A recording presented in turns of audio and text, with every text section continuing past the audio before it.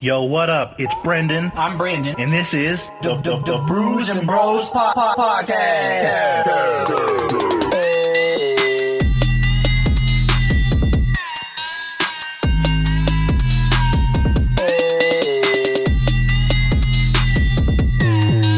Can you pass me the mic? Passing the mic. Josh. Small before tall, never the sicker, and tall before small, bitch. No. I actually don't remember what it is off the top of my head, but it's no big deal. Bush Light, though. Everybody, you got to bring the mic closer to your face, B. I know. Yeah. Okay. All right. I'll make out with the mic. Well, no, it's weird. Again, obviously, still new equipment, still trying to work the kinks and stuff out, but it's like yours is for some reason. It's like mine looks great. Mine, no issues. But like when I watch your audio stuff, it's weird because, so like mine will like gets to the top of the bar, and then yours is like it seems like really small. So what if I just like do this? Just like you know what I'm saying? Bro, you look like you're in Vietnam right now. I feel like I'm in Vietnam, but the way you do all that stuff. Well, even on this little thing. Sorry, you're going through the tech issues with B&B Podcast. See this right here. See, on here, I only at the little dot. But when you say something, you go to the orange dot. See, look. Do I go to the orange dot? Well, Yeah. like barely. But I don't go as high. I don't know, man. I'm at the 1. Well, I guess if I talk like this, I'm closer to it, but we'll see what happens. Yeah, we'll see. Watch the cord, Chris. First live audience reaction. He can't hear us. He's not listening to us. He doesn't listen. He comes into the studio and he smonks up the place. He's like Post Malone, but more ghetto. What is that? What is he doing? Yeah, I don't know. So anyway, welcome back. Run. Welcome back to the Brews and Bros Podcast. We apologize for all the technical difficulties we always seem to have on this podcast. Run. Ba-na-na-na-na. Didn't even say ran. But yeah, Brews Bros Podcast. It's the thing we do. What's up? My name's Brandon. I'm Brendan. If you can hear me, great. If not, fuck it. We're trying. Yeah. So I've been getting some help throughout the week from some people that I know, and it's really helped out. It's still confusing just because I don't know anything about audio, like at all. Twist those knobs. Hit those buttons. And like that's it. And it's so weird. Like I don't understand how like there are people who like just like inherently know how to do these things. I don't either. I mean, I took a college class and we had something like this, but it was a bigger board, and it was for like production of like newsroom stuff. Bro. Yeah. So it was all different. And I bet one day, like when we get to the point where we're comfortable enough to plug in the headphones and whatnot, we might have more of an idea of what we'd be sounding like. But Well, I mean, we have the ability to plug in the headphones, but I just like for me, it's that I don't like to like plug in the headphones because I don't like hearing myself because it's weird. Like I feel like I can't hear myself like actually talk. I'm only hearing like just the microphone. So it's like for me, it's like this weird thing where it's like I almost feel like uncomfortable and like I'm out of the loop. right, no, I understand that. Also, segue with that being out of the loop. We do not have live shows, so the fact that everybody out here is watching us live without paying no ticket fees is kind of creeping me out. I'm sure eventually we'll be able to get our own studio stuff. Well, when we own our studio, the first people that are going to be part of it is our cult. That's right, we're calling it the BBC, Brews and Bros Cult. Oh, he's sipping. Yeah, I think that'll be a good cult. Not to be confused with the other BBC. The British one or the other one? Both. You know exactly what I'm talking about. What if we could take that copyright from the BBC in like England and be like, it's ours. Oh, yeah. We own this. Brews and Bros started an entire war with England. We just take over the whole TV channel. Like, you can still broadcast. You can still broadcast, but you have to pay us 2 broadcast slots. But we get all the money from the ad revenue. This is our channel. No longer British whatever. What is it? I think it's British Broadcasting, like conglomerate or something like that. That's probably not even close.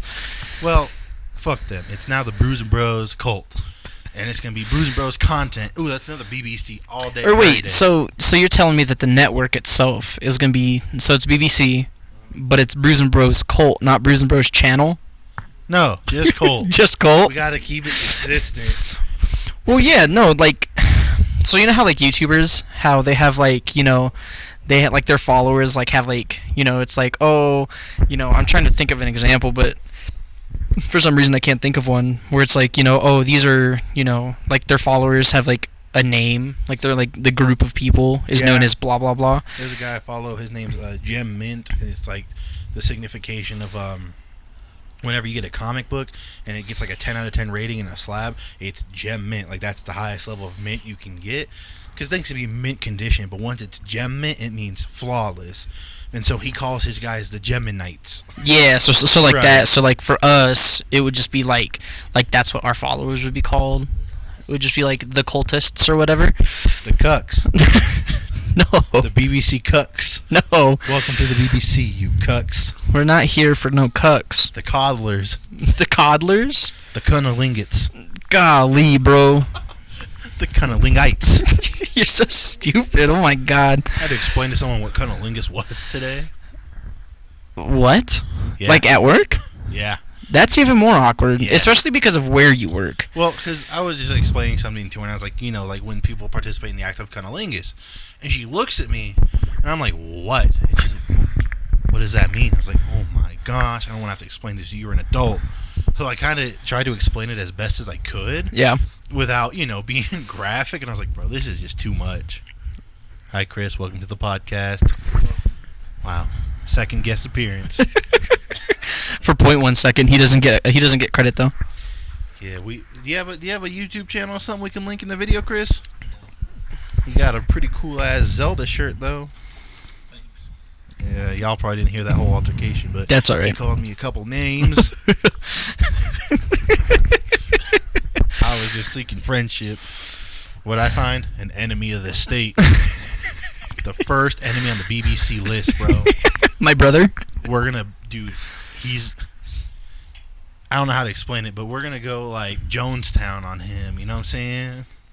What do you mean? We'll kill him. Did Jonestown kill people? Yeah. Or is that like... No, yeah, they did, because he militarized everybody. And he was like, you are free to go if you wish to go. And so, like, 26 people ended up leaving Jonestown. Hunted him down or what? So, one of the people that was leaving was a U.S. senator who was taking the people on his planes back.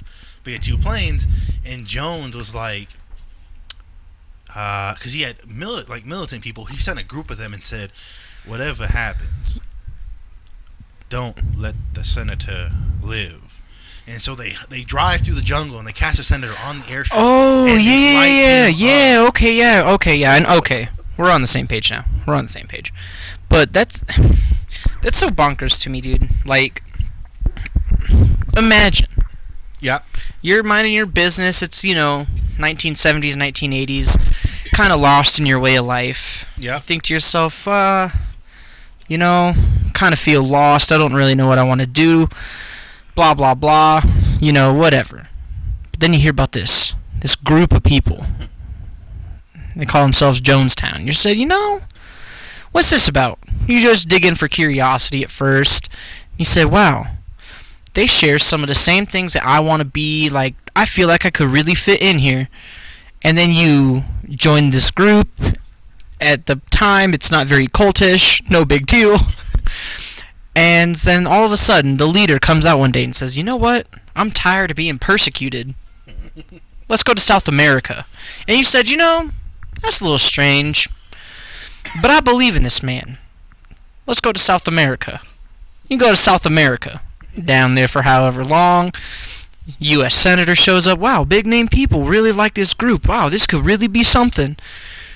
And then you decide, well, I would like to go back to the States, maybe finish up some of my affairs, gather my things, kind of maybe see if I could refit back into society up north.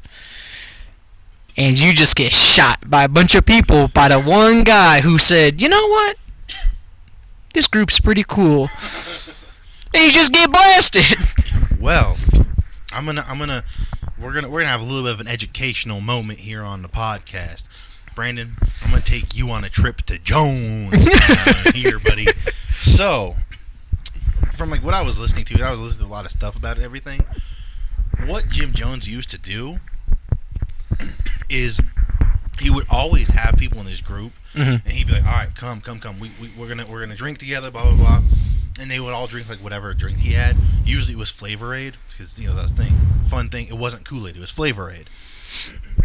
Now, when he would do it, he would always then tell them like after they drank it, "Oh, it was poisoned," just to watch people's reactions to it. But he would do this a lot and a lot and a lot. Oh, just in the event that we got to something bad's gonna happen. Well, nobody. I don't know when. Well, that's the thing, because nobody quite knew why he was doing it. A lot of people were like, "Oh, he was just saying if he could get away with just doing this, and fucking with people, like a lot of things he would do." Yeah. But the real reason everything popped off in Jonestown was because I won't say he had people brainwashed, but when you have children and you kind of teach them a certain way, and so children are just kind of reactive. Like he conditioned them. Would that be a better word? Yeah, that's a really good word for it. So, because what would happen is any letter that was getting mailed to the U.S. went through a review before it got sent.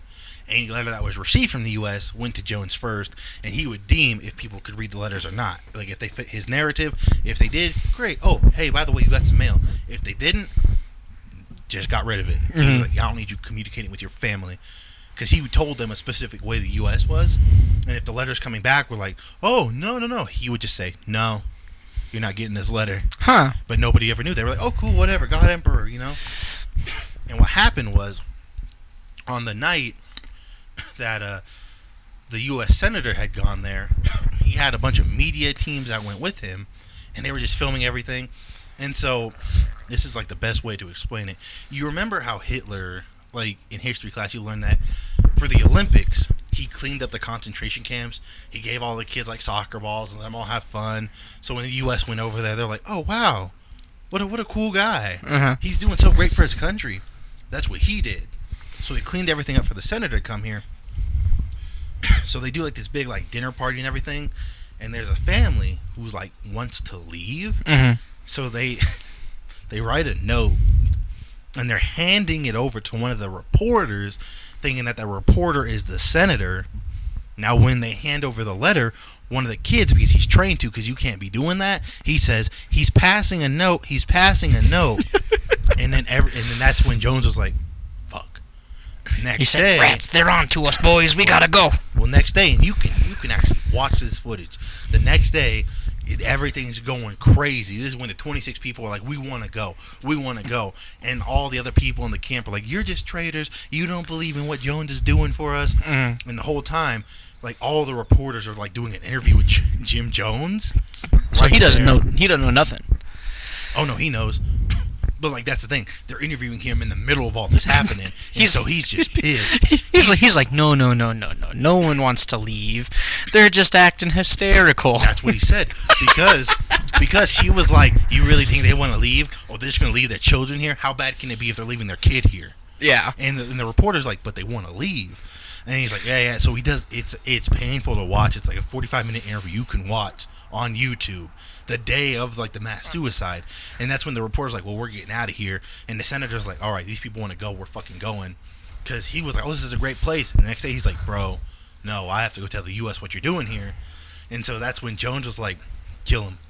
You go and you kill him. And he didn't tell any of the people besides that militant group. And what happened was when the militant group got back and they were like, oh yeah, we killed the senator. And that's when Jones said, okay, now's the time. And he had his doctor that he said, had. get your Flavor Aid, boys. That's what happened. He had the doctor, like, get the cyanide. He filled syringes. And Jim Jones was like, all right, everyone, come. And he had them all line up. And he was like, infants and children first. This is painless. Compared to what they'll do to us if they come out here, this is going to be painless. And he was like, if you don't die here, you're going to wish you did. And so all the kids are going up and they're getting the cyanide like poured into them out through a syringe. And he's like, don't worry, they're not hurting. They're not feeling any pain. He's like, it's just a little bitter because they're convulsing and foaming at the mouth. Golly. Yeah. But here's the creepy part. You can hear the audio of this happening. He's talking to everyone the whole time. And you just hear these kids screaming and crying. But the people are just like praising him the same time. And like, it's been an honor to serve with you, Mr. Jones. And he's like, go ahead, drink, drink, drink. And this goes on for 4 hours. Holy. Up until the point where it's just him and his highest advisors. They all go into a room, and he, like, each one of them, they all drink and put syringes into their arms to make sure the job is done. And then it's just him and this girl who's left over. And I guess that girl's, like, duty was to clean everything up and make sure everything was finalized. So she ends up shooting Jones in the temple, in the head, and putting him down on a pillow. And then she just is chilling for a few hours, I guess. And she writes a note, and in different colored ink, the last thing she writes on that note was, "We died here because you would not let us live." God, dude. Okay, so Jonestown. you know, so obviously, there's been plenty of cults throughout, American history. Oh, yeah. You have, the Masons Guild. You have, what else? Jonestown, obviously. Heaven's Gate. Heaven's Gate. You have. What's that one from Japan? Omairishiki, something like that? Oh, I don't know. I don't know anything about maybe necessarily international cults. But what was the one with David Koresh? What's that called? I don't remember exactly if that one had a specific name. I just know that I think it was just the name of whatever his church was, which like I said, I don't remember off the top of my head. But it's just, for me, it's so strange. Right. That, like, I couldn't imagine, like, me personally, I've never met anybody so charismatic that I'd just be like, yeah, sure, I'll do whatever you want. And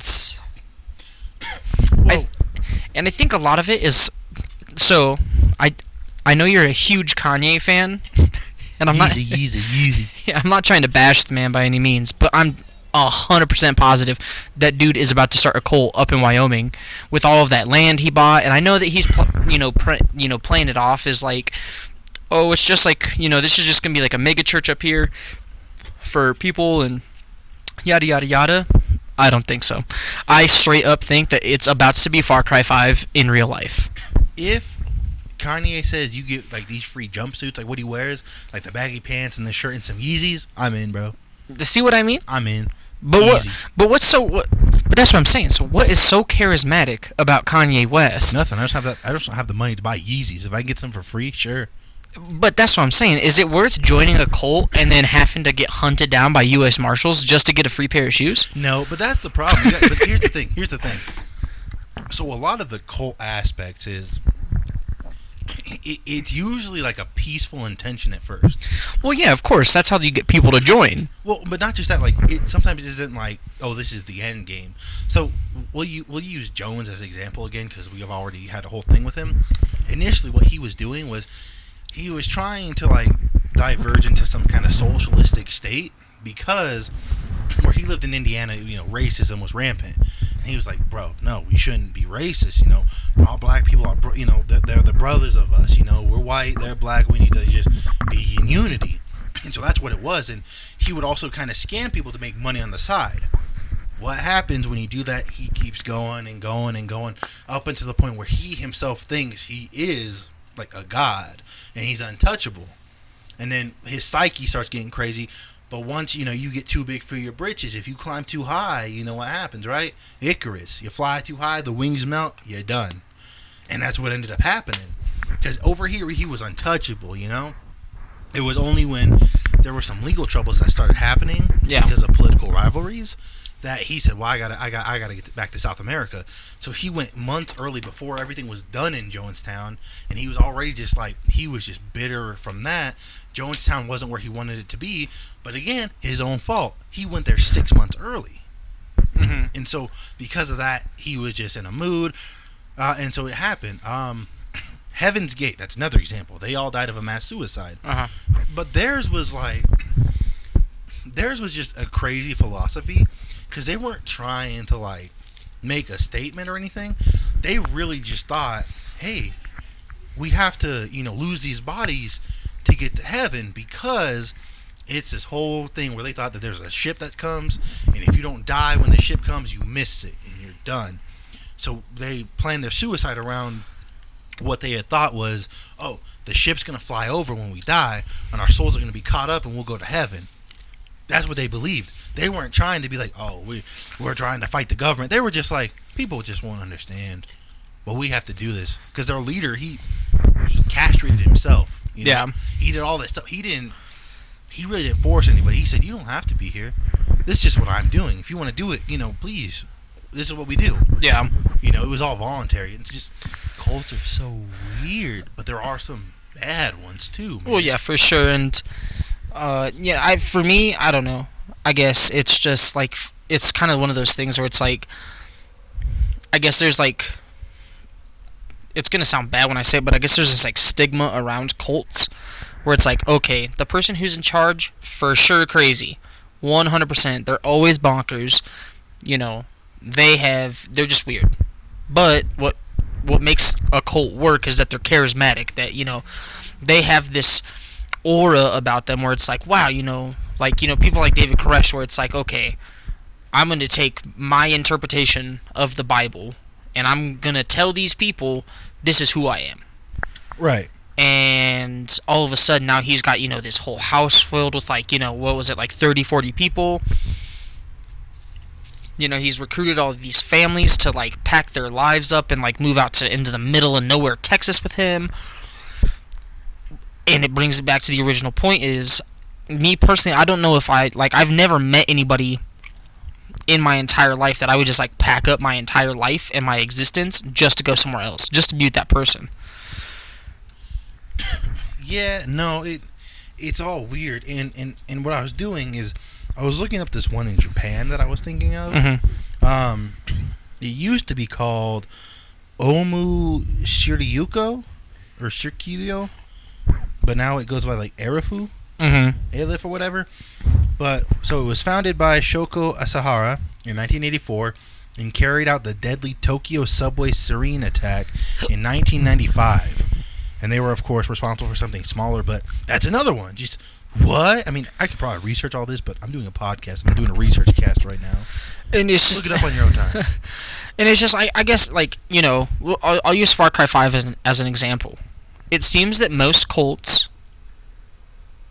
use religion as a way to kind of bait people in. So, like, David Koresh, the main bad guy from Far Cry 5, Jim Jones. Heaven's Gate, same thing. And it's like, and so, obviously, so I wasn't raised religious, Right. I don't classify myself as being a religious individual. I have, nothing against religion, but it's just, like, for me, it's kind of weird that, like, people would take something like that to such an extreme that they're like, okay, we're no longer a group of people, everyone. Well, we are a group of people, but we're a cult. And it's like for me, it's like, I feel like cults are like, you stumble into the forests of Norway and you fucking find, like, a group of people who, like, sacrifice fucking animals, and they're, like, trying to revert back to, like, old pagan ways, and they're just weird, and they, like, they, like, don't conform to society. And it's weird because I don't think any cult ever says, "Oh, we're a cult." I think they don't get, like, classified into a cult until after something bad happens. Like, really bad. Like, hey, wait, you're not just a group of people. Wait. You're a cult. Wait a second. You don't believe in the Bible. You're making guns. Blow them up. Blow them up, boys. There's a whole Netflix special about that. Waco, I think. So it's called Waco, and so I haven't finished it, but, Is it good? From what I've watched, it's like interesting. I wouldn't necessarily say that it's good, but it's like I think it's just obviously it's just a different perspective from what, like, the American people only saw during that raid. How about this? Would you classify the Manson family as a cult? Oh, for sure. But they did, like, they did something, like, they did terrible things, don't get me wrong, but, like, theirs was a weird kind of, like, different. It was a smaller one. You know? Theirs was like a weird, like, we're an inbred family cult. Yeah. We're a Texas Chainsaw Massacre cult. I think for the Manson family, so they're a cult of people purely based off of the fact that I think it was, like, they were doing the bidding of like one person. Right. So all of these hippies get together, right? And that's right. They were all hippies. You know, peace, love, blah, blah, blah. So obviously, you know, as hippies in the 1960s, for sure, all they wanted to do is just dismantle the government. They said, you know, free love, free sex, you know, let's do all the drugs. You know, your body doesn't belong to one person, blah, blah, blah. But then Charles Manson gets this bright idea in his head. He said, you know how we'll bring down the establishment? We'll kill Shannon Tate and her family. That'll really stick it to the man. Like, and I don't know, obviously, because I have, you know, no association with the Manson family. But it's like, were they only convinced because they were just high all the time? And so it's like you're just not, like, in your right state of mind. And so you think to yourself, yeah, that does sound like a good idea. Let's go raid this person's house. Well, because I was listening to something about that, too. And what they had come to, like, the agreement was when you listen to Manson talk, he's very specific about things. Mm-hmm. And so obviously there are certain things that he's fabricating, but they were like, there are certain other details where you're like, I genuinely believe he's not lying here. Yeah. One of them is when they talk about that murder specifically, is he was looking for some producer who used to live in that house. Mm-hmm. And what happened was they're like, well, he's not there anymore, so what do you want us to do? He's like, I don't know. Shake up the place. Kill him. Whatever. I don't care. I don't care. Just whatever you need to do. And because of he said that, what they pulled from that whole thing was, oh, let's kill him. Kill him. Yeah. Because what they had said was, Tex, who was one of the Manson family, they said if Tex never joined the Manson family, Manson would have just lived out his dream in his little bungalow out in California waiting for the race war. But they said because of Tex always being like, yeah. Oh, like backing him? Yeah, well, Tex would always take it to the extreme. He'd be like, oh, we can do this. Because, if I'm not mistaken, and I could be wrong on this, but Tex ended up developing a drug problem. And because of that, he owed money to someone. When he owed money to that person went to the Manson house, was banging on the door, mad he wasn't paid yet, and who opened the door but Charles? And Charles was like, hey, what's up, man? And the guy was like, where's my money? And Charles was like, what money are you talking about, man?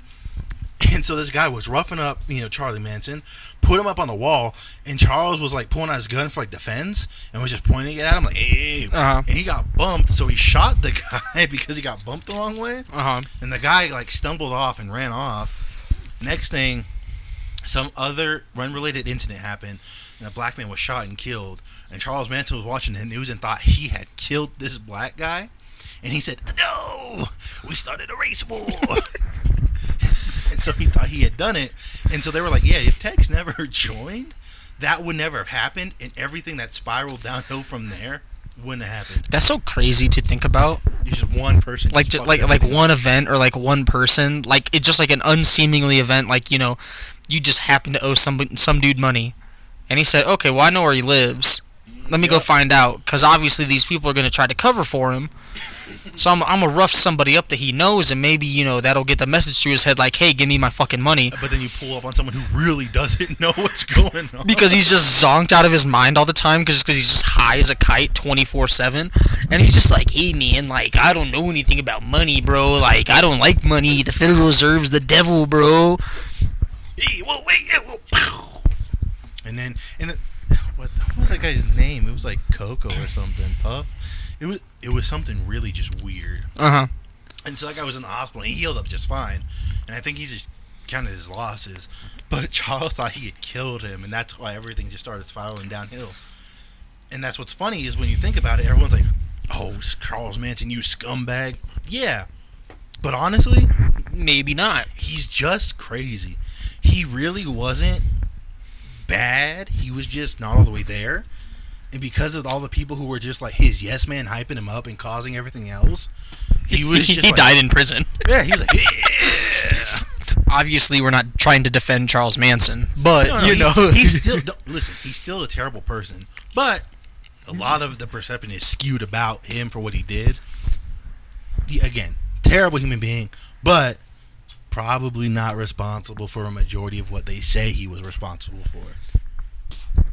Yeah, and I think it's like one of those things where, so kind of to dive deeper into culthood. So there is this movie on Netflix, on Hulu, sorry, called Lords of Chaos, and it's about Norwegian black metal. And it's about this one band in particular called Mayhem. And so they were like a, pretty influential band as far as like the Norwegian black metal scene is concerned. Things happen. A lot of bad things happen in Norway in the early 90s. And so it's all derived from this group of people, from this band. And so the main leader, or the main guy from Mayhem, his name was, I don't know what his like legal name was, but his like band's name was Euronymous. And so like he had this group of friends who just were like, anti-establishment. They were like, fuck the church. We're out here making black metal for people who, they want to fucking kill themselves, and blah blah blah. Well, they meet this guy whose name is Varg, VARG. Is that the legal name or the band name? No, that's his legal name. That's so. Or well, I think he changed his name. I think his legal name. A little bit of preface. There's a lot of things that I think maybe are skewed about the story itself, just to kind of make it maybe like for like television, like to make it a movie, to make it seem a little bit, quote unquote, more interesting than what it actually is. Just to make it like more like easy to take. Mm-hmm. That way, it's not like, oh, here's a brick to eat. Like what? Yeah, and so the brick is cool enough, but certain things need to be added. And so this dude Varg, all of a sudden, he just goes crazy. And so he starts listening to this Euronymous guy about how, like, oh man, we got to do some crazy shit in order to make people understand that this is the message that we're trying to fucking send. So Varg takes it upon himself to burn down a church. So he burns down a church. And Euronymous is like, bro, that's fucking badass. This is going to propel Norwegian black metal into the fucking stratosphere. We're going to be super fucking famous after this. And they more or less kind of were, but nobody knew. No one in Norway knew who had burned this church down. Well, then they keep doing it. Varg keeps burning down churches and like blowing them up and like essentially being a fucking terrorist and terrorizing the country of Norway. And the religious establishment that was exactly, they're like, yeah, Satan, and so things start to kind of spiral out of control, and Euronymous is like, hey man, this shit's kind of got to stop. Like, we can't be doing this. Hey Varg, we are on the terrorist list. You maybe chill out. And so Euronymous is like, hey man, we should probably lay low because one of the friends in their little group killed the guy. Stabbed this dude to death. And so he's like, bro, we need to lay low. Like, they found his body. Like, they're going to start coming after us. And Varg's like, why are you a pussy, dude? Isn't this what you want? Like, isn't this what you wanted? Bro, this is Norwegian black metal. Like, this isn't a fucking game. He's like, quit. Dude, he was like, quit fucking being a bitch. And let's do this. So Varg comes up with this idea to blow up the largest church in Norway. To blow it up. It's like one of the oldest buildings in Oslo, and he's like, let's fucking blow this bitch up. And Euronymous is like, no, let's not do that. And so Varg kind of goes a little bit crazy. At this point, he's already kind of crazy because he keeps burning these fucking churches down. And so he takes it upon himself to go murder Euronymous. Jeez. Stabs him like 50-something times, I think, if I remember correctly, in his apartment. And just fucking stabs this guy. Because he was like, yeah, Euronymous was a fucking pussy. He wasn't black metal, he was a liar. All of these things that Euronymous tried to set up and try to make us into be, he wasn't about that life. But people listened to him anyway. That guy's a pussy. I'm the real fucking leader. He's like, I'm here for fucking... He's like, I'm doing this. And blah, blah, blah. He's like, this is what black metal is. And like, so I was watching the movie, and I was like, holy shit. Again. One guy. All it takes. One dude in your group of friends to be like, you know what sounds like a good idea today? I'll burn down a church. And then the one friend who's like, you know what? Maybe this is a bit extreme. He said just he- get stabbed. Yeah, he's like, okay, the first one, that's badass. That's kind of cool. You know, no one's ever done something like that before. The second one, okay. Third one, all right. Fourth one, alrighty. This is getting a little stale. This is getting a little weird. No big deal. Guy murders someone. Okay, maybe we should kind of take it easy for a little bit, just for a little bit. I'm not saying stop completely. I'm just saying let's lay low for a little bit. Maybe not cause any more fucking mayhem.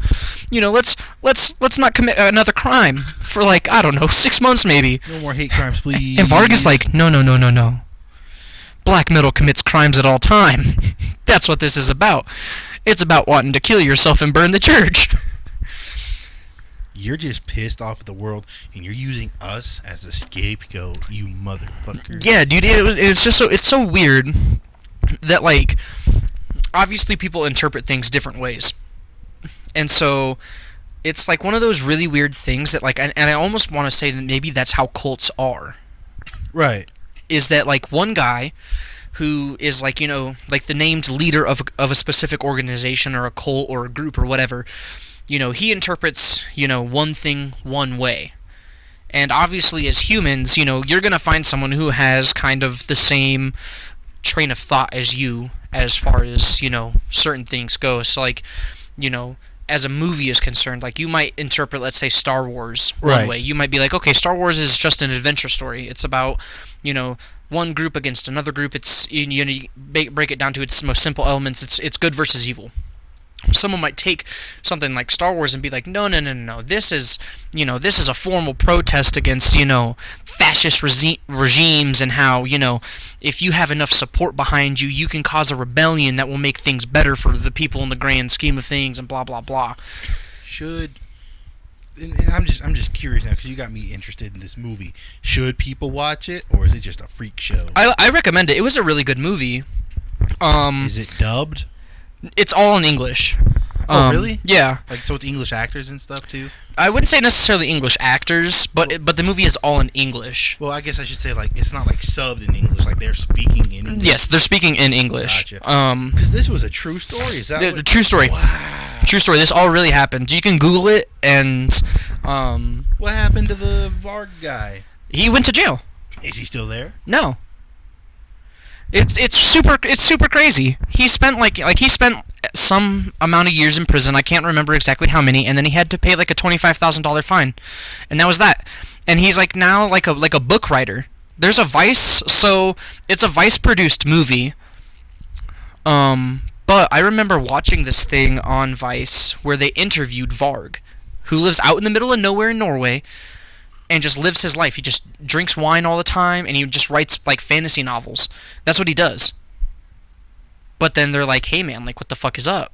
So, like, it's kind of like, it's like a really awkward, like, interview, because you have this, like, little fucking Vice dude, you know, who probably weighs fucking 100 pounds soaking wet. Okay. And he's like, you know, the government's bad. Let's go interview this guy Varg, who is all about, you know, anti-establishment. And then he's, like, talking, like, to the audience of Vice, and he's like, yeah, it was a little scary sitting across the table drinking wine with a known murderer. Like, he's been convicted of murder, and he's, like, you know, trying to ask him questions about, like, the band and stuff and about Euronymous. And dude, it's fucking crazy. Like, Varg fucking hates that dude. Like, I think still to this day fucking hates Euronymous. But you already killed him. Why are you mad? And he just, because he was lied to. Like, okay, so without going into too much detail, I would just say I would recommend, you know, doing some research, watching the movie. Obviously, the movie is a movie, so not everything in that movie is based off of 100% facts. Like, there's probably some, you know, exaggerations, or they probably stretch some things just to make it a movie. But it's just fucking bonkers. It was one of the wildest movies I've ever watched in my life.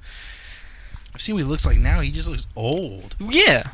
He looks like someone who's like, yeah, I was in the military when I was young. Yeah, and it's like he kind of like looks unsuspecting.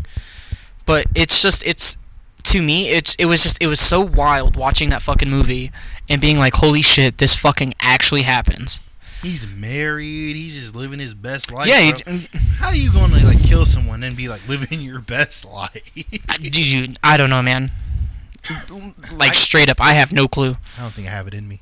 To, like, kill someone? Well, like Or to kill someone and then go live your best life. yeah, just be like, yeah, it is what it is. You know, it'd have to be like a very specific. Like, it would have to be like, so Brandon, what happened? Well, I went back in time and I smothered baby Hitler. You smothered a baby? Yeah, but it was baby Hitler, so that's, Yeah, justified. I was Hitler, though. Did I kill a baby? Duh. But Was it Hitler? Of course. Do you think I'm just gonna smother a random baby? No, I'm did not a I go monster. smother baby MLK? No, It was Hitler. it's Hitler. You a Hitler supporter? Are you mad that I killed Hitler? You're mad? Oh, it's because he's a baby, huh? Yeah, okay. Yeah, okay. Get a grip on reality, I'll wait Nazi. until he kills 6 million Jews, and then I'll put him in the. Yeah. You fucking losers. Fucking weird. How about this? I wait till he gets dropped out of art school, then I'll off him. Then off. Is that what I'll... If he's having a bad day and I just pop up on him. He'll really suffer at that point. That'll really do him in. Hey, I know you're having a bad day, yeah? Blam!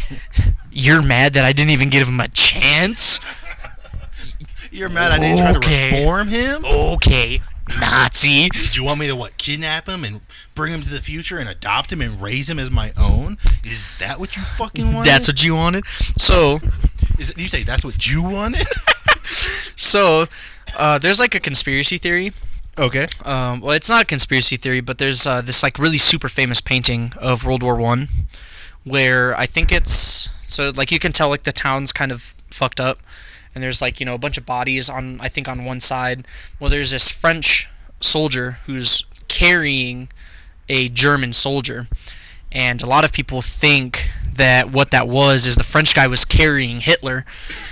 I think it's been disproven that painting depicted a certain battle, or like the aftermath of a certain battle, and it was found that Hitler wasn't in that town at the time of the painting, but it was like a lot of people were like, that's the guy, he fucking saved Hitler, it's this dude's fault right here. Are you fucking mad I didn't go kill some French dude in World War I? Is that what this is about? Oh, he killed baby Hitler, why couldn't you go kill... You know what, how about this? How about I go back in time and kill his mom? What? You're mad that I'm killing a woman? What the fuck do you want? It's war, buddy. Bro, war is hell. I know they're not in a war yet. I'm trying to prevent them from being in one. Gah! And I think for me, it's one of those weird other things where, obviously getting into time travel, and you have things like the butterfly effect, where it's like, okay, you happen to change this, like even the smallest minute detail will, transcend through history. How do you know that? Have you time traveled? It's all theoretical. And this is kind of funny though. So I watched that show, the Mike Tyson Mysteries, and they talk about that. They're talking to one of the characters. Like, you think you could kill a baby? He's like, if it was baby Hitler, sure. And like, okay. Fast forward to like the end of the episode, and there's a lady who's asking for directions for her and her baby, and they're like, "Oh, what's your baby's name?" She goes, "Adolf," and he just stares at it, and Mike Tyson goes, "Well, you gonna do it?" And he's like, And then they cut back to the future, and they're walking to their house, and the ghost's like, "I can't believe I couldn't do it," and Mike Tyson's like, "Yeah, but I could."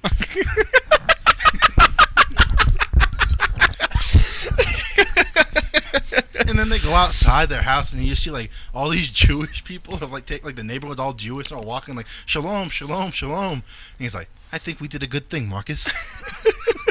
Holy shit! But just to hear that, he's like, "I can't believe I couldn't do it. Well, good thing I could." Would you kill baby Hitler? Yeah. Or would you wait till he was more of an adult, so you didn't feel like you were just like killing a baby? Okay, so now we're going to start getting into the moral boundaries of like when it would be quote unquote appropriate to kill like a bad historical figure. Because I think at the surface level, I think you're absolutely right. I think there would be some sort of public outrage if you were to kill Hitler anywhere in his childhood. Well, I think especially if you got caught back then, yeah, like they walking on you like, "Oh, he's smuggling a baby." Dude, it'd be like in Fallout 3 in the pit when you can like take the baby, you can kill the baby, or you can just straight up eat the fucking baby. Like we were talking about. Good options. There's just no good options. There's nothing good as a societal and from a moral standpoint from taking a baby that's not yours from anywhere. But you gotta make a decision. But you have to make a decision. And it's like, it's one of those weird things. It's like, yeah, you could prevent all sorts of atrocities at any point. Even, like, you could take it as far as to be like, okay, I'll travel back in time right before Hitler gets elected chancellor. Let's kill him then. He hasn't done anything. He was, doing the process in quote-unquote legal ways. Right. But he's an adult. He was still fucking Hitler when he was 3 years old. He hasn't done anything wrong. So do you wait until he starts doing something wrong? Yeah, it's like where would society draw the line of being like, well, I don't know, it was Hitler, but Well, and I feel like what's worse is, let's say everything changes, right?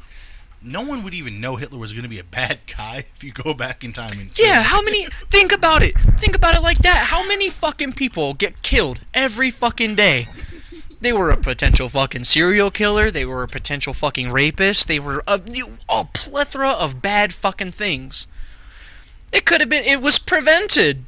I'm not saying that their deaths are, warranted necessarily, because at the time of their death they hadn't maybe done anything wrong. But no one would know. It'd be so weird because it's like, yeah, I killed Hitler. You killed someone? They'd Yeah, be like, Hitler. Who the fuck is that? Yeah, like if you were to travel back in time and kill Hitler, no one would know. You come back, yeah, I killed Hitler. Who the fuck are you? Who, you killed someone? Well, no, Hitler was a bad guy. What the fuck are you talking about? In the 40s, you killed Jews. Bro, you fucking smoking? You just killed someone? Yeah, you'd be sent to an insane asylum. And someone have to go back in time and kill you because they're like, hey, this fucking guy. Hey, this guy's a fucking murderer. Like that movie fucking Looper. At least I think that's what it's called with Bruce Willis and I was gonna say Robert Downey Jr., but Joseph Gordon-Levitt. That's who it is. And they're like, all right, they send you your check or whatever, and like, oh, you live the rest of your life because you're gonna die. And he grow up and he go back. He's like, fuck this. I'm not dying, bitch. He said, I'm not retiring yet. Well, see, that's what I don't get about time travel movies. They fuck things up, bro. Because I'm always sitting there like, well, if you went back in time, then none of this would have ever happened, right? So how is this happening in the past? So that's where it gets to the infinite loop paradox, where it's like, if you were to ever say, like right now, say you were to travel back to yourself in 8th grade, you'd be stuck in that loop forever, because now it's predetermined from your 8th grade self that at some point you're going to travel back in time to talk to yourself. And I don't remember it, so it and must you not don't happen. remember it, so it probably didn't happen, which makes you beg the question: does it happen? Well, Have you just not been visited by yourself or another time traveler? Here's the other thing, though. Dragon Ball Z did it best, where they talked about, oh, when you go back in time, you don't stay in your timeline. You like shift into a universe that's paralleled, and you go back in time there. Yeah, and like, I mean, there's all kinds of paradoxes about time travel, and shout outs to Vsauce. Hokey pokey. Where like Vsauce 3 specifically, he has a couple of videos where he talks about time travel, and it's kind of eye opening to be like, well, okay, like this is what would happen, but obviously, like you said, it's all theoretical, so who knows? And I think a lot of it, like, it doesn't make it as entertaining when you're like, well, it wouldn't happen. Like, I like when shows can have fun with it, or movies. Like, Futurama's a perfect example. Guy gets frozen in time, but there's a few episodes where they go back in time, and just shit's so funny. Oh, where Fry becomes his own grandfather? That's one of them. But there's another one where they find a time, like they get in a time machine and they fuck it up, and it keeps going forward in time until like the universe is like ended. There's nothing there. But then they just keep going forward, and then they experience the Big Bang again, and then time just restarts and goes like exactly as everything was. And they're like, "Oh, we can stop the time machine right when we left." And so they go, and then they miss it. Like, fuck, we have to wait again. So they push it in forward again, wait for the next Big Bang to happen. Everything's the same, and then they stop the time machine right where they had left in the first place, and get back into the time loop. So all those different times, people thought they were dead and gone. But this new timeline, these are new people, but it's the exact same thing. And so they're like, oh, everything else has happened the exact same to this point. Yeah. Ooh. Well, I mean, it's like that book, The Time Machine. So I had read that book, I think when I was in like the 7th grade. Right. And so they had made it a movie previous, like in like, I think it was like the early 2000s, probably like, 2002, 2003. Okay. And so what it is, it's about this guy who, I think he lives in like the 1880s in London. He's like a scientist. And he builds this time machine. And he says, I think it works. He's like, I'm going to prove it to this group of investors that this time machine works. It's going to be great. I'm going to show people that time travel is possible, that you can go to any point in history that you want. And so what causes him to use this time machine is something happens with this girl that he's in love with. I think she gets killed, and so he decides that he's going to travel back in time to prevent her murder. Right. Well, I don't remember the exact details, but he goes back in time, something happens, and he gets, like, roughed up, and he gets thrown back into his time machine, and he gets knocked the fuck out, and he falls forward, and he sends his fucking time machine, like, thousands upon thousands of years into the future. He gets to the year, like, he was, like, fucking, like, 25,000 years into the future or something, like, some ballin' ass, just, he's a fucking long ways away in the future. And, like, society had, like, reset. Because there was, like, all of these wars, and just fucking shit went bad. Just things went down fucking hill. Okay. Just wasn't good. But then society resets, and he has to, like, acclimate himself into this society where he has to, like, fight these, like, troglodyte-type people who live in the fucking dark, and, like, these people who live on the fucking cliffs. They're like, oh, you know, everything's great, except for those guys over there. They fuck everything up. And, you know, I can't remember anymore just because it's been so long since I've read the book or seen the movie, but I can't remember exactly if anything gets resolved and he ends up going back to his own time, but he knows certain things about the future and how, like, humanity is going to be within, you know, the next couple 100,000 years or whatever. And I don't know, I think for me, I don't know if I would necessarily want to time travel. I think I'd want to go into the future more than to the past. I wouldn't want to do either. Too hokey. Because I feel like if I go in the future, you know, people will be like, he's missing. I'll come back and everyone will be all sad that I was missing for that many years. But to me, it was just I got in that seat and went, boop. Well, because there was another movie that I saw. I don't remember what it was called, but it was actually like a romance movie, like a drama. Uh-huh. And like this family has like this gift where like they're able to time travel. But what they have to do is they have to find a dark space. And they have to close their eyes and think back to the moment where they want to go. But they can only go back like a day. And like it ends up being this guy is like doing it. And he's trying to like change situations with this girl, right? He's like, oh, okay. Is the main character of this movie a redhead? Yeah. I know exactly what movie you're talking about. I fucking love that movie. It's so good. Yeah, and he keeps figuring out. He's like, oh, and then finally he's like, wait a minute. And he starts, and it sounds so corny, but he realizes that what he can do with it is like, he has a shit day. He goes back to the beginning of the day and he just lives it as it is. Knowing it's going to be a shit day, just like, you know what, I'm going to smile through, up until the point where he just doesn't time travel anymore because he's just happy to be alive and just like takes every day as it is. So without spoiling, I think the movie is called About Time. Let me double check for those listening. I'm happy you knew what I meant, bro. But dude, I love that movie. So I think I stumbled upon that movie like by pure accident one time. It's on in the theater with some girl. I think I saw it like on Netflix and I was like, oh, what's this movie about? And I said, oh, time travel, let's go. Not realizing that it's like a romance movie. Yeah, because I was gonna say rom-com. I was like, but I wouldn't say it's necessarily. Yeah, so it's called About Time. It came out in 2013. Yeah. It has the guy who played. Wait a minute, that's the guy who played General Hux in Star Wars. That's who that is. Is it really? Yeah. Mm-hmm. Wow. That's exactly who it is. If you haven't seen that Star double Wars. check. Yep. Okay. Just wanted to make sure. He had the IMDb. Yep. And it has Rachel McAdams in it as well. Honestly, I recommend that movie too. Super good. It was a really good movie. I know you usually don't like romance movies like that, but I like that one. And there was one with Zac Efron where like he's a soldier who survived. Dear John? No. The concept's really crazy. So he's like feels guilty because like this guy had a picture of a woman with him he always carried. And you find out it's that guy's sister, but like he ends up dying or something. And because he died, like the picture flies out of his hand or something. Mm-hmm. I don't know the full details, but Zac Efron finds it and he starts walking into like the little sand field to grab it because he's like, what is this? And as he leaves to grab it, an IED goes off and takes out his whole squad. Uh-huh. And so he was like, this picture saved my life. But the guy who owned it, he died, trying to get this photo. So what he does is like he gets out and he's like, I'm going to go find the girl in this picture. Mm-hmm. And so he's going around the U.S. trying to find the girl who like was in the photo, but he doesn't tell her. Oh, he's like, oh, I found you, blah, blah. And he just finds her in a town and they start talking. It's a whole like romance thing. And then she finds out about the picture and she's like, that was my brother's picture. Where did you get that? And he's like, well, I got to be honest with you. And he just lays out the fact that, like, he's only alive because of that picture. Uh-huh. And it's a crazy, what thing is called, like, the lucky one or something like that? That sounds right, now that I think about it. You know what? Fuck it, bro. This is a romance podcast, bro. We were talking about cults, but we on romance movies, bro. That's a great thing about a podcast, though. You can talk about whatever you want. What I think is great is how it segued so well together. Yeah, for real. And I think for me, reviewing everything, Yeah. I'm going to start a time-traveling cult. The time-traveling BBC. Young German boy killed by BBC. Jesus Christ, bro. Oh, my God. I don't know how I feel about that one. Chancellor of Germany has been slapped by the BBC. Golly. Germany still goes to war with England.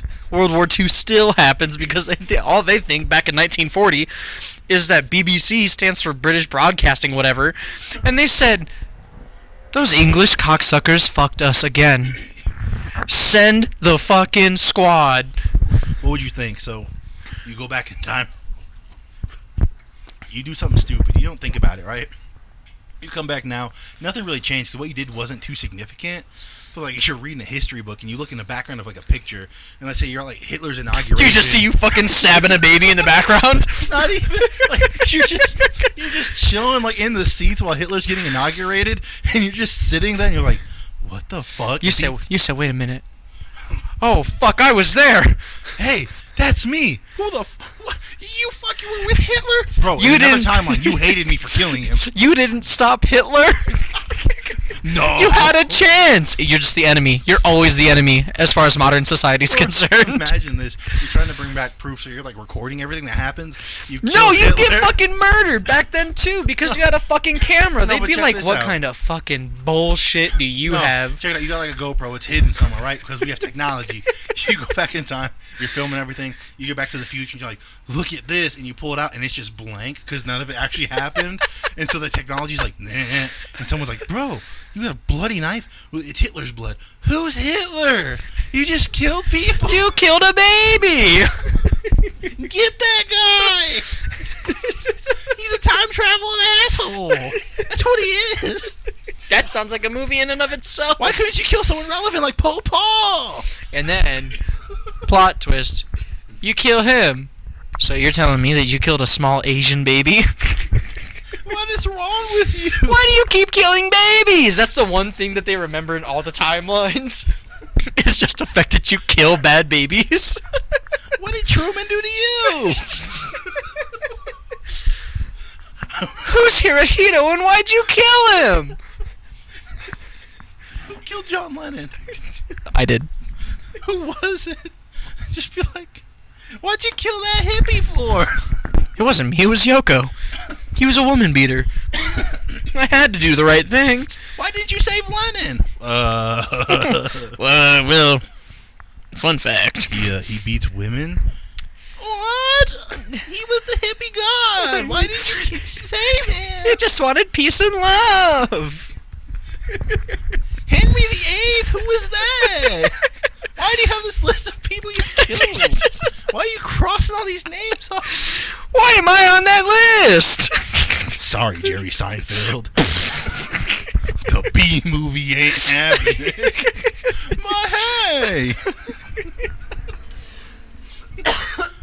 I just flew in from Miami and boy is my airplane tired. Jesus Christ. You didn't stop them from killing Jesus? What's wrong with you? You let them stab Caesar in the back? You were sitting right there. Listen, some people just need to die. I can't stop you. My only mission is to go back in time and kill people, not save them.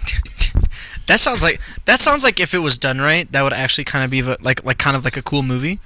You gave Abel a heads up before Cain got him. You told Abel not to hang around in that rock field? What do you mean you gave him a sword? What do you- broadsword? What do you mean you killed Eve? It was just an apple. I'm an environmentalist and you killed that snake for no reason. Holy shit. What do you mean you grabbed the dirt Adam was being made from and flung it all over the place? Who are you? You think you're God? Plot twist. That's what it is. That's the movie. That's the movie. God fixes it. God fixes all of these wrongdoings. He just sits in his office one day and he said, you know, humanity was doing so good. Everything was going great. We had a little hiccup there with slavery, but they fixed that. No big deal. Then this, wait, hold on. Turn to page 27 really quick. Who the fuck is this Hitler guy? Right there, zoom in on his face. What? He killed 6 million Jews? I mean, I don't know, man. They did kill me, but let's be real here. I didn't create humans so they could kill each other. World War I, they called it the what? The Great War? The war to end all wars? Alright. Hold on. There was a sequel? You're telling me that there's a sequel to the war to end all wars. That's what you're telling me right now. Hey, Peter, get the time machine ready. I gotta go. We gotta fix this. Peter, Peter, right now, I'm being dead serious. Cancel the rest of my meetings for the rest of the day. Nope, I can't do this. But Jesus, you can't do that. Like, there's other people. He said, no, this will help him, I promise. I gotta go back. I gotta do this. And you know what? We might as well make a pit stop and get that bitch Judas while we at it. Hey, you guys remember Judas, right? Yeah, Jesus, why? He's our first stop. First stop, Judas. Next stop, Pilate. Same time, let's just get both. 2 birds, 1 stone. Eat. Pull up in a lowrider. Hey, Judas. Huh? Gratata. You got Peter looking like Ice Cube? Judas. Should have met him on the sidewalk. Well, that's all I can think about now is just like, that'd be like a funny movie concept, just someone who goes back in time and does it, but no matter what he does, it's just everyone views him the wrong way. And so he's like trying to fix humanity's wrongdoings. And it's just all getting fucked up. He's like, God dang it, bro, this ain't working. Like, trying to think, like, who, like, Manson, he just finds him in the prison, and he's like... He said, hey, this guy, his name is Tex. He's gonna come to you, because he owes this guy money. Save up a couple bucks. The guy asks for the money, just give it to him. I can't. And here's an opiate to keep your fucking mouth shut. Yeah, all right, buddy. You go back to the future and Charles Manson is president. God damn it! You said, okay, look. That's not what I meant. It just gets stuck in this Charles Manson loop, trying to not make Charles Manson like the most important human in history. Hey, what happened to Stephen Hawking? Well, he's in a wheelchair. Yeah, so I pushed him off the cliff, bro. That ain't no way to live. But he was gonna be a scientific genius. Science minds. Yeah. You know what I believe in? Marijuana. We have Carl Sagan, Neil deGrasse Tyson. We don't need Hawking, man. He's useless. He's a robot. He's a robot at this He's a robot. He's half Microsoft. And guess Microsoft. What do you mean you killed Steve Jobs? Oh my God. Paul McCartney. More like Paul dead. Listen to that song backwards if you don't believe me. Well, man. Well, with that being said, I think it's time we wrap this episode up. Just a little over an hour here. BBCs will kill Hitler. Baby Hitler. Or just Hitler in general. You know what? We'll figure it out. Any form of history Hitler might suffice. You know what? Leave him alive for the art school, because I think that's more of a dig. Like, oh, you painted this painting and they didn't let you in because they're Jewish? How do you feel? By the way.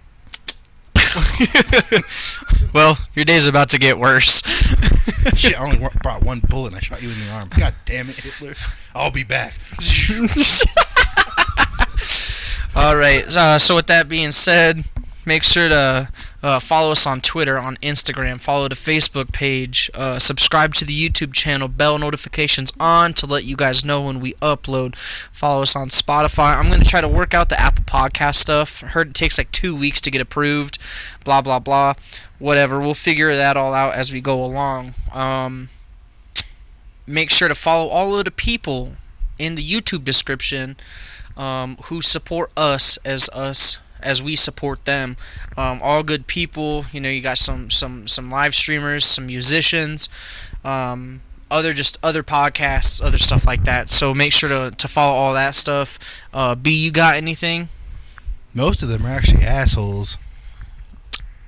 Well, I got no comment about that. So, that being said, hope you guys enjoyed this one. We'll catch you next week.